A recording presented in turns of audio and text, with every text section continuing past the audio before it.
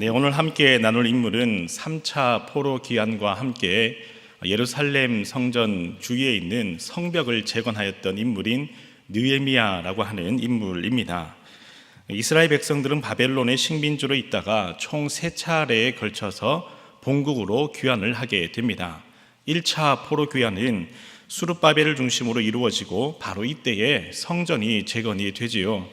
그리고 2차 포로 귀환은 에스라를 중심으로 귀환하고 바로 이때 신앙개혁 운동이 일어나게 됩니다. 그리고 오늘 본문의 3차 포로 귀환이 느헤미야를 중심으로 귀환하고 성벽을 재건함으로 예루살렘의 성전 기능을 온전히 회복하는 데 크게 기여하게 됩니다. 바로 이때 느헤미야는 학사 에스라, 이 에스라와 함께 다시 한 번 더 신앙개혁 운동을 시작하는데 그 출발이 되는 본문이 오늘 본문 8장의 말씀입니다. 그러면 오늘 본문에 기록된 이 느헤미야의 신앙개혁 운동을 함께 살펴보고 기도 제목 3가지를 함께 나누고 기도하겠습니다. 첫 번째 기도 제목은 하나님의 말씀을 사모하는 기쁨을 주옵소서라고 기도하겠습니다. 하나님의 말씀을 사모하는 기쁨을 주시옵소서라고 기도하겠습니다. 다 함께 본문 3절의 말씀을 읽겠습니다. 8장 3절의 말씀입니다. 시작.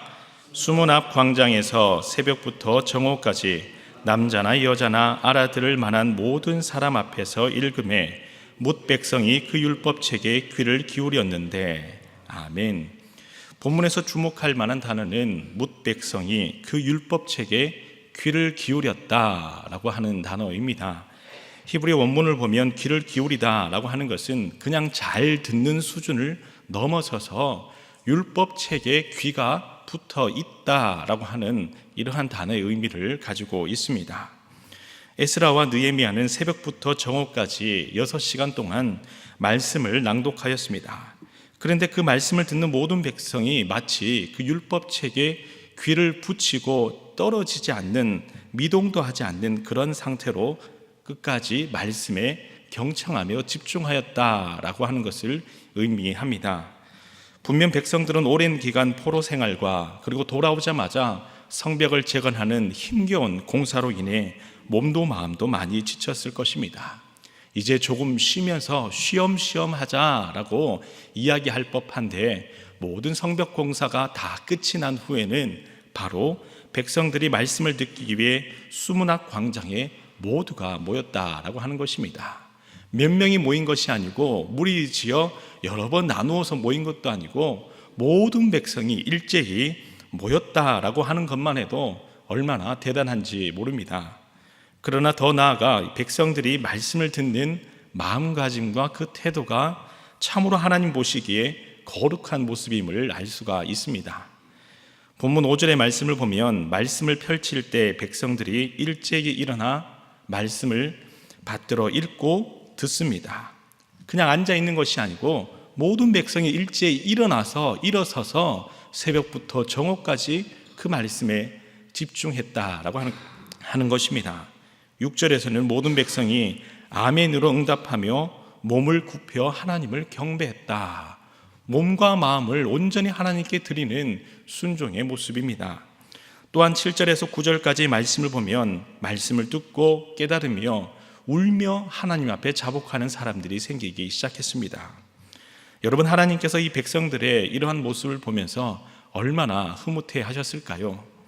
세상의 부모도 자식이 늘 부모를 잘 공경하고 그리고 예의 바르며 열심히 자신이 맡은 일에 성실할 때에 자녀를 바라보는 부모의 마음도 흐뭇하듯이 영적으로도 하나님께서 하나님의 자녀된 백성들이 스스로 말씀을 듣고 깨닫고자 엎드리며 그 말씀 앞에 눈물 흘리며 기도하는 모습, 이 믿음의 결단과 회개를 보고 하나님께서 얼마나 흐뭇해 하시겠습니까? 그 모습을 보고 더 많은 은혜로, 더 풍성한 은혜로 채워주시고자 하시는 것이 하나님의 기쁜 마음인 줄 믿습니다. 이와 같이 뜨겁게 하나님을 만나며 말씀을 붙들고 기도할 때에 하나님께서 주시는 평안과 하나님께서 주시는 은혜의 기쁨이 충만하게 되는 줄 믿습니다. 그래서 10절의 말씀을 살펴보면 느헤미야는 모든 백성에게 이렇게 이야기합니다. 하나님을 기뻐하는 것이 너희의 힘이라. 이와 같이 이 새벽자단에서 기도하실 때에 하나님의 말씀을 사모하는 마음을 주셔서 그 말씀을 깨닫고 마음 가운데 하나님 주시는 기쁨으로 충만한 저희들 모두가 되게 하여 주시옵소서. 기도함으로 새벽자단에 나오실 때마다 엎드려 기도하실 때마다 하나님의 풍성한 은혜를 날마다 누리시는 여러분 다 되시기를 간절히 소망합니다. 다음으로 두 번째 기도 제목은 하나님을 잘 경외하는 믿음의 가정이 되게 하소서라고 기도하겠습니다. 하나님을 잘 경외하는 믿음의 가정, 저희 가정이 되게 하시고 주의 성도들의 모든 가정이 이러한 가정 되게 하여 주옵소서. 기도하겠습니다. 다 함께 본문 4절의 말씀을 읽겠습니다. 4절의 말씀입니다. 시작. 그때에 학사 에스라가 특별히 지은 나무 강단에 서고 그의 곁 오른쪽에 선자는 마띠다와 스마와 아나야와 우리야와 히르기야와 마세야요, 그의 왼쪽에 선자는 부다야와 미사엘과 말기야와 하숨과 하스바타나와 스가랴와 무술람이라. 아멘. 학사 에스라는 모든 백성들에게 율법을 낭독하기 위해 큰 나무 강단 위에 섰습니다. 여기서 이 일을 위해 헌신한 사람들 13명의 명단이 오른쪽 6명, 왼쪽 7명, 이렇게 그 명단이 기록이 되어 있습니다. 여기서 중요한 대목은 에스라가 말씀을 낭독을 했다라고 하는 것이 어찌 보면 더 중요한 대목입니다. 그래서 그냥 말씀을 낭독하였더라, 백성이 은혜를 받았더라, 이 정도만 기록해도 될 법한데 함께 좌우에 선 사람들의 이름을 구체적으로 기록했다라고 하는 것은 이 인물들이 가지고 있는 의미가 있다라고 하는 것이겠지요. 여러분, 특히 이 13명의 이름의 뜻을 가만히 살펴보면 참으로 아름다운 믿음의 고백임을 알 수가 있습니다. 그중 오른쪽에 선 이 6명의 명단을 함께 살펴보도록 하겠습니다. 에스라의 오른쪽에는 마띠다, 스마, 아나야, 우리야, 힐기야, 마세야라고 하는 이 6명의 인물이 에스라 옆에 서 있습니다. 이 6명의 이름의 뜻을 함께 살펴보도록 하겠습니다. 마띠다의 이름은 여호와의 선물이다, 여호와의 선물이라는 의미이고요. 스마는 듣다, 순종하다. 그리고 아나야는 응답하다. 우리야는 여호와의 불꽃이다. 힐기야는 여호와의 분깃. 그리고 마세야는 하나님의 일하심, 역사하심이라고 하는 의미를 가지고 있습니다. 이 6명에 대한 이름을 한 문장으로 가만히 이어보면 마띠다, 여호와의 선물은 스마, 듣고 순종하는 자에게 주시는, 그리고 아나야, 하나님의 응답입니다. 우리야, 하나님은 이를 위해 불꽃같이 역사하시며, 힐기야, 자녀들에게 상급과 분깃을 주기 위해, 마세야, 지금도 일하시는 분이십니다. 여러분, 그 이름의 한 명 한 명의 뜻을 가만히 합쳐보니까요, 얼마나 아름다운 믿음의 고백인 줄 모릅니다. 한 사람 한 사람이 있을 때는 그냥 그 이름의 한 의미를 가지고 있지만 모든 백성들이 함께 일제히 합력하였더니 더 큰 은혜의 선을 이루는 선한 하나님의 백성이 되더라라고 하는 것입니다. 하나님께서는 말씀을 듣고 순종하시는 자에게 응답하시되 불꽃같이 역사하시며 자녀들에게 주실 선물을 준비하기 위해 지금도 역사하시는 분이다. 이 6명이 함께 모일 때마다 이 일들을 위해 얼마나 헌신하며 수고하며 이 믿음의 중심을 지키며 나아갔는지 우리는 이름을 볼 때 생각할 수 있습니다. 우리도 자녀들의 이름을 지을 때에 그 이름대로 잘 살아가라 하며 저마다 그 이름의 의미를 부여합니다. 그리고 서로의 이름을 물을 때도 그 이름의 뜻이 무엇인지 그 의미에 귀를 기울이며 물어보기도 하지요. 여러분, 이와 같이 이스라엘 백성들도 자녀들이 하나님을 잘 경외하는 믿음의 사람이 될 수 있도록 그 의미를 두며 소망을 두며 이름을 지어 주었습니다. 그리고 한 형제, 이 자매들의 이름을 이어보면은 구구절절히 하나님의 은혜의 아름다운 신앙의 고백임을 볼 수가 있습니다. 이와 같이 오늘 이 새벽자단에서 기도하실 때에 하나님, 사랑하는 저희들의 자녀들이 하나님께서 주신 그 이름대로 하나님을 잘 경외하며 믿음의 사람들과 합력하여서 선한 일들을 이루어갈 수 있도록 하나님의 온전한 영광이 될 수 있도록 그 걸음을 인도하여 주시옵소서. 에스라와 함께 선자들이 온전히 하나님 앞에 헌신하였듯이 사랑하는 자녀들 모두 또한 헌신하는 믿음의 백성 되게 하여 주옵소서. 기도함으로 하나님께 귀히 쓰임받는 여러분들과 여러분들의 가정과 사랑하는 모든 자녀들 다 되시기를 간절히 소망합니다. 마지막으로 세 번째 기도 제목은 하나님을 기뻐하는 마음이 충만하게 하소서라고 기도하겠습니다.